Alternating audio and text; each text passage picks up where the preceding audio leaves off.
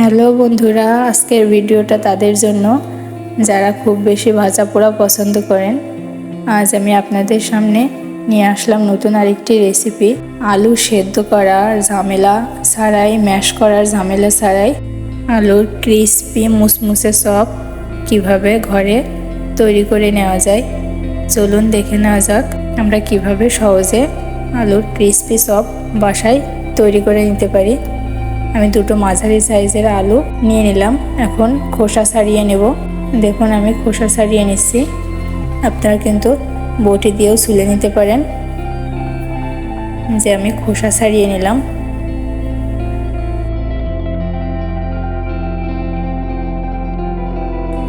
আমি দুটো আলুরই খোসা ছাড়িয়ে নিয়েছি। এই যে দেখুন মাঝারি সাইজের দুইটা আলু নিয়ে নেব। এখন আমি আলু দুটোকে পানি দিয়ে ধুয়ে নিব। আলুতে কিন্তু বালু থাকে, তাই আমি আলু দুইটাকে ছুলে ভালোভাবে ধুয়ে নিব।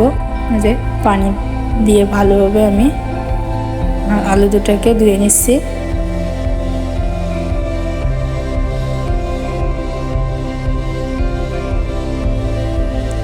আলু দুটাকে আমি স্লাইস করে কেটে নিয়েছি।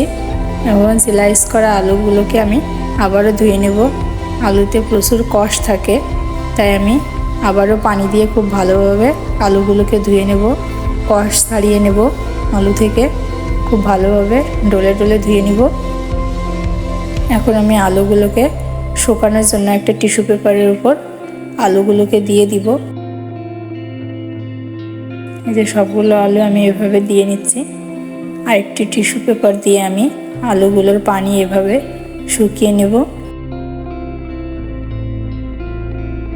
একটা বিষয় লক্ষ্য করবেন, এটা কিন্তু কাঁচা আলু, কোনো রকম সেদ্ধ ছাড়াই কিন্তু আমরা এই কাঁচা আলু দিয়ে ক্রিসপি মুসমুসে চপ বাসায় তৈরি করতে পারি। এখন আমি একটা মিক্সিং বোলে বেসন নিয়ে নিলাম 1 কাপ।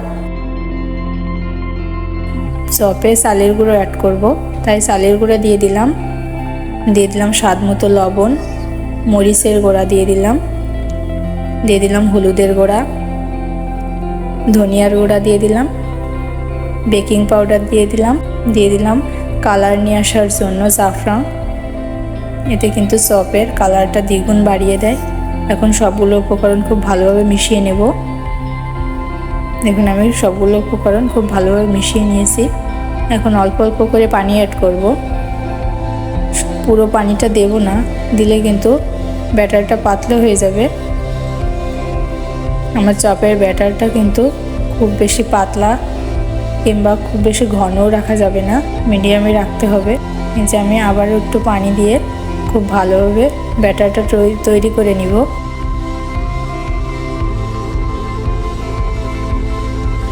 দেখুন আমি ব্যাটারটাকে কিন্তু খুব ভালোভাবে মিশিয়ে নিয়েছি। আমি আঙ্গুল দিয়ে দেখিয়ে দিব। এই যে আমি আঙ্গুল দিয়ে দেখিয়ে দিচ্ছি। আমার ব্যাটারটা দেখুন আঙ্গুলের সাথে খুব ভালোভাবে কোট করে গেছে। এ পর্যায়ে বুঝবেন যে ব্যাটারটা খুব ভালোভাবে তৈরি হয়ে গেছে। এখন কেটে রাখা আলু আমি ব্যাটারের সাথে খুব ভালোভাবে মাখিয়ে নেব। এই যে আমি খুব ভালোভাবে ব্যাটারের সাথে আলুটা মেখে নিয়েছি। এখন আমি সবগুলোকে ভেজে নিব। আমি হাঁড়িতে পরিমাণ মতো তেল দিয়ে তেলটাকে গরম করে নিয়েছি।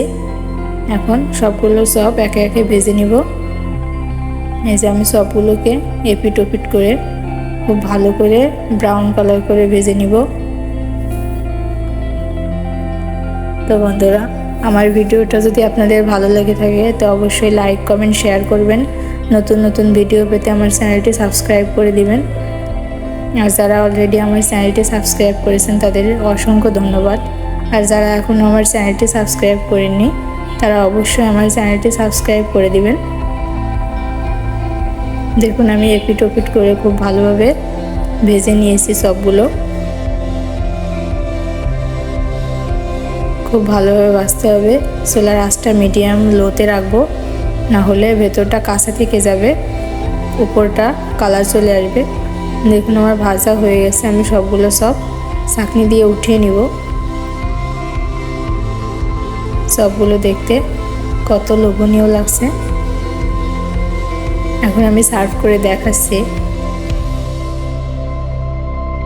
আমার সবগুলো দেখতে যেমন সুন্দর ছিল, খেতেও কিন্তু খুব মজা ছিল। আমি একটা ভেঙে দেখাচ্ছি।